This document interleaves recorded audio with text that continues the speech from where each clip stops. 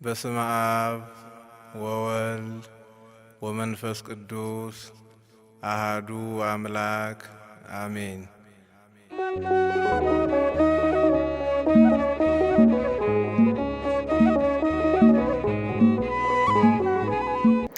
ጤና ይስጥልኝ ኦርቶዶክሳውያን እግዚአብሔር ቤተሰቦች እህቶቼ ወንድሞቼ እንደምን አላችሁ? በእግዚአብሔር ሰላምታ የአክብሮት ሰላምታዬ በያላችሁበት ይድረሳችሁ። ዛሬ እንግዲህ አራተኛው ሳምንት ላይ እንገኛለን። የአብይ ጾም የአራተኛው ሳምንት የተመለከተውን እንግዲህ ወደ እናንተ መረጃዎችን እናደርሳለን። መጻጉዕ ይባላል። አራተኛው የአብይ ጾም ሳምንት ላይ እንግዲህ መጻጉዕ የሚባለው ነው የምናገኘው።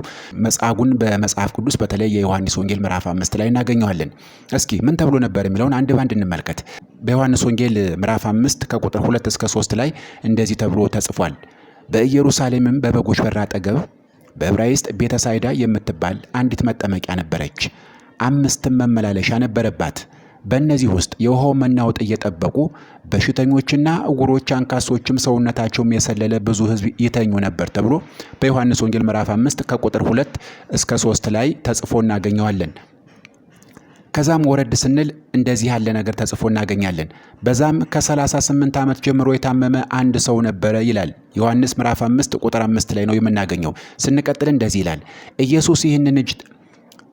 ኢየሱስ ይህንን ሰው ተኝቶ ባየ ጊዜ እስካሁን ብዙ ዘመን እንዲሁ እንደነበር አውቆ ልትድን ትወዳለህን? አለው። በሽተኛውም ጌታ ሆይ ውሃው በተናወጠ ጊዜ በመጠመቂያ ውስጥ የሚያኖረኝ ሰው የለኝም፣ እኔም ስመጣ ሳለሁ ሌላው ቀድሞኝ ይወርዳል ብሎ መለሰለት። ዮሐንስ ምዕራፍ 5 ከቁጥር 6 እስከ 7 ይቀጥላል። ኢየሱስም ተነሳና አልጋህን ተሸክመ ሂድ አለው። ወዲያውም ሰውየው ዳነ፣ አልጋውንም ተሸክሞ ሄደ። ዮሐንስ ምዕራፍ 5 ከቁጥር 8 እስከ 9። ከዚህ በኋላ ኢየሱስ በመቅደስ አገኘውና መጻጉዕን ማለት ነው፣ እነሆ ድነሃል፣ ከዚህም የሚብስ እንዳይደርስብህ ወደፊት ኃጢአት አትስራ አለው። ዮሐንስ ምዕራፍ 5 ቁጥር 14። ሙሉ ታሪኩ ይህንን ይመስላል። እንግዲህ ታሪኩን ረጋ ብለን ካየነው የተለያዩ አባቶችም በተለያየ ጊዜ እንደሚያስተምሩት መጻጉዕ የቆመው ለታመመ አካል ብቻ ሳይሆን ለዛለ ተስፋ፣ ለዛገ ሕሊና፣ ለቆሰለ ማንነት ጭምር ነው። በቤተሳይዳ ኩሬ አጠገብ ለ38 ዓመታት መጋደም ማለት ሕይወት እያለፈች ጥቁርና ነጭ ፊልም እንደመመልከት ማለት ነው።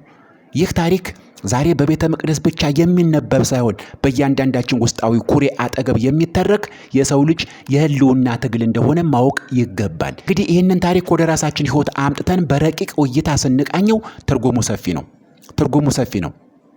የ38 ዓመት ስነ ልቦናና የልማድ እስር በዚህ ታሪክ ውስጥ በግልጽ ይታያል። መጻጉዕ በዛ አልጋ ላይ 38 ዓመት ሲቆይ በሽታው ብቻ ሳይሆን አልጋው ራሱ የማንነቱ አካል ሆኖ ነበር። አያችሁ፣ ብዙዎቻችን ዛሬ በአካላዊ ደዌ ባንታሰርም በከንቱ ተስፋ መቁረጥ አይሆንልኝም በሚል ፍልስፍናና ሁኔታዎች ስላልተመቻቹልኝ ነው በሚል ሰበብ ለዓመታት ተኝተን እንገኛለን። አልተኛንም እኛ። የመጻጉዕ ትልቁ ፈተና በሽታው ብቻ ሳይሆን የሚረዳኝ ሰው የለም የሚለው የብቸኝነት ድምፅ ነበር። ዛሬም እኮ አለን፣ መስራት እየቻለን ሙሉ አካል እያለን ጤነኛ ሆነን ግን በአስተሳሰባችን 38 ዓመትና ከዛ በላይ አልጋ ላይ ተኝተን ያለን ሰዎች አለን እኮ። አልተኛንም። የግድ እኮ ታመን መተኛት የለብንም። በአመለካከታችን በሽተኛ የሆን የታሰርን አልችልም የሚል አመለካከት የወረረን ብዙዎች ነን እኮ የማንሞክር። ነገር ግን ተስፋ መቁረጥ ማለት ተስፋ መቁረጥ ማለት ከእግዚአብሔር ካለመገኘት ጋር ማገናኘት ሳይሆን የራሳችንን ትዕግስት ማጣት ነው። ትዕግስት ያስፈልጋል። 38 ዓመት ነበር አልጋ ላይ የተኛው። የእግዚአብሔርን ድህነት ዝም ብሎ ተስፋ ማድረጉ መልካም ነው ተብሎ ሰቆቃው ኤርምያስ ምዕራፍ 3 ቁጥር 26 ላይ እንደተጻፈ። ይህ መልእክት እንግዲህ የሚያስተምረን ተስፋ መቁረጥ የሕይወት ፍጻሜ ሳይሆን የሰው ልጅ አቅም የሚያበቃበትና መለኮታዊ ጥበብ የሚጀመርበት ድንበር መሆኑን በግልጽ እንረዳለን ማለት ነው። ሌላኛው ነጥብ እህቶቼ፣ ወንድሞቼ ልትድን ትወዳለህን ይላል። ይህ የፍላጎት ጥያቄ ነው። ሁላችንም የተኛንበት አልጋ አለ።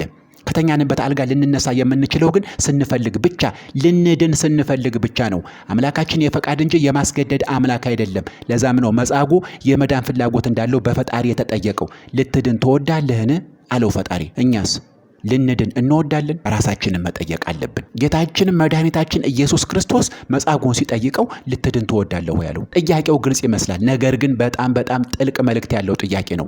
38 ዓመት የተኛ ሰው ለምዶታል። መተኛታችንን የለመድነው፣ ስንፍናችንን የለመድነው፣ ኃጢአታችንን የለመድነው ብዙ ዓመት የተኛን እኮ ብዙዎቻችን ነን። ተስፋ መቁረጥ ውስጥ የተኛን በተስፋ መቁረጥ ውስጥ የተኛን እኮ ብዙዎቻችን ነን። ይሄ ጥያቄ ለሁላችንም ነው። ልትድን ትወዳለህን?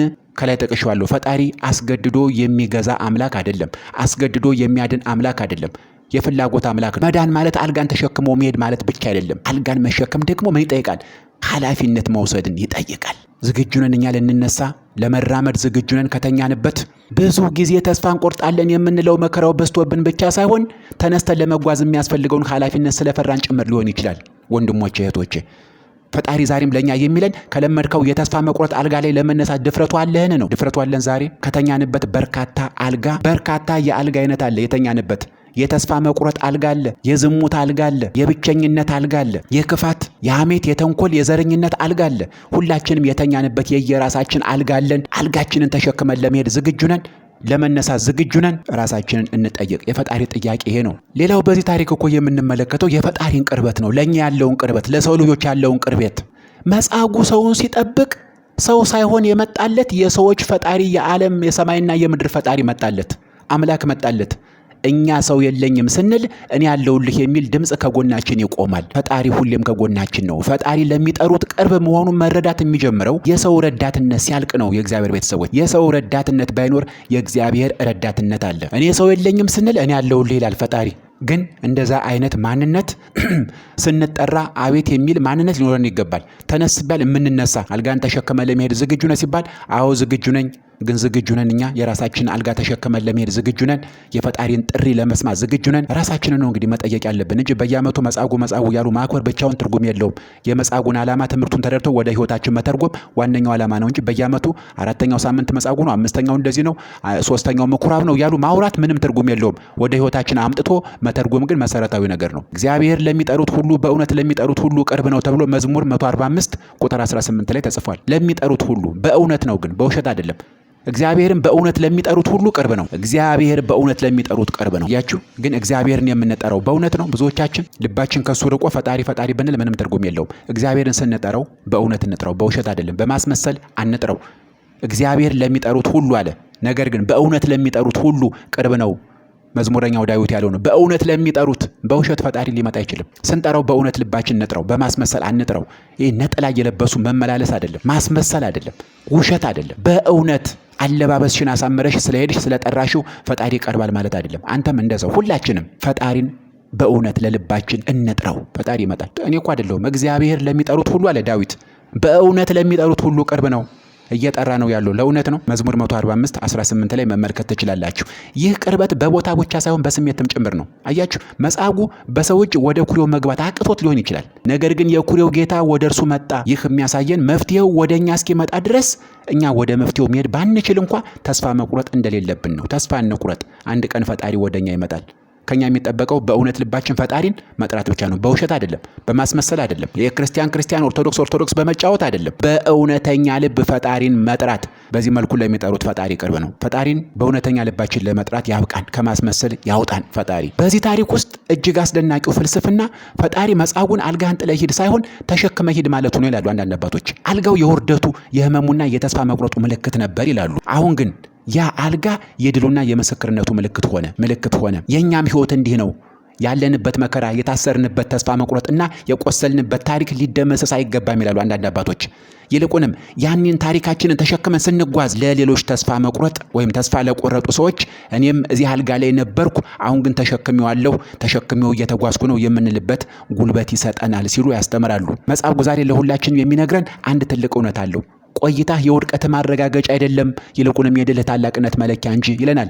38 ዓመት መቆየቱ የፈጣሪ ሲመጣ የሚሰጠው ክብር ይበልጥ ጎልቶ እንዲታይ አደረገው። ስለዚህ ዛሬ ሰው የለኝም፣ ጊዜው አለፈብኝ፣ ማንም አይረዳኝም በሚል አልጋ ላይ ተኝተን ከሆነ ፈጣሪ ከጎናችን ቆሞ ተነሳ እያለን መሆኑን ማስታወስ ይገባል። እርሱ ከኩሬው ውሃ ይልቅ ለልባችን ጩኸት ቅርብ ነው። በዚህ ሳምንት የኛ አልጋ ምንድነው? በዚህ ሳምንት እኛ የተኛንበት አልጋ ምንድነው? ሁላችንም የየራሳችን አልጋ አለ፣ የተኛንበት አልጋ አለ። የኃጢአት አልጋ፣ የስንፍና አልጋ፣ የመቀኝነት አልጋ። ከዚህ አልጋ የምንላቀቅበት ጊዜው አሁን ነው። ጎበዝ እንመርምር፣ ወደ ውስጣችን እንመልከት፣ ወደ ራሳችን እንመልከት። እኛም እኮ መጻጉዖች ነን። እያንዳንዳችን የተኛንበት አልጋ አለ።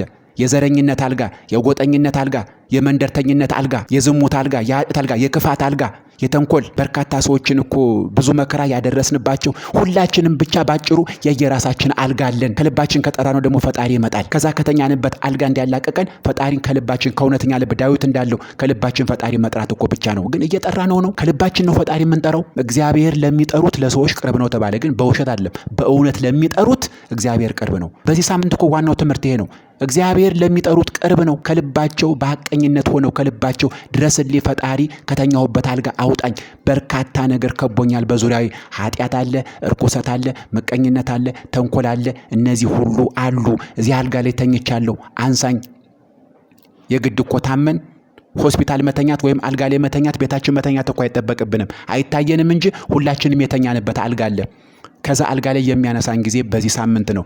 በዚህ ሳምንት እንደዚህ ያለ አልጋ ላይ ተኝተን ከሆነ ብዙ የተኛንባቸው አልጋዎች አሉ። ፈጣሪ ሆይ ልክ እንደ መጻጉዕ እኔም የተኛሁበት በርካታ አይነት አልጋ አለ።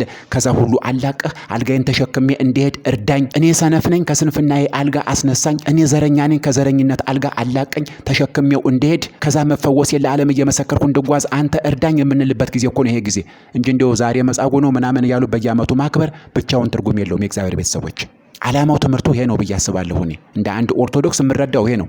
ዛሬን መኖር ወደኛ ህይወት ማምጣት ነው እንጂ በየዓመቱ አብይ ጾምማ እንጾመዋለን እኮ። ፋሲካ በየዓመቱ ይከበራል፣ ጥቅሱ ይጠቀሳል፣ ትምህርቱን እንማረዋለን። ዛሬ መጻጉዕ ምኩራብ እያልን እኮ እናወራለን፣ ዘወረደ እንላለን። ግን ምን ትርጉም አለው? ወደኛ ህይወት አመጣን ካልተማርንበት ካልኖር ነው ምን ትርጉም አለው? መጽሐፍ ቅዱስ ላይ የተጻፈው እያንዳንዱ ቃል እንድናነበው ብቻ አይደለም፣ በህይወታችን አመተን እንድንኖርበት እንድንተረጉመው ነው። ዛሬ እኛም መጻጉዖች ነን። ማመን ያስፈልጋል። መጻጉዕን እያሰቡ ማለት አይደለም። እኛም ዛሬ መጻጉዖች ነን። ትምህርቱ ይሄ ነው። እንዴ የተኛንበት ብዙ አልጋ አለ። ዘረኛ ልትሆን ትችላለህ። ምቀኛ ልትሆን ትችላለሽ። ስስታም ልሆን እችላለሁ። በሰዎችም ምቀና ሐሜተኛ ልሆን እችላለሁ። ያ ሁሉ አልጋ ነው።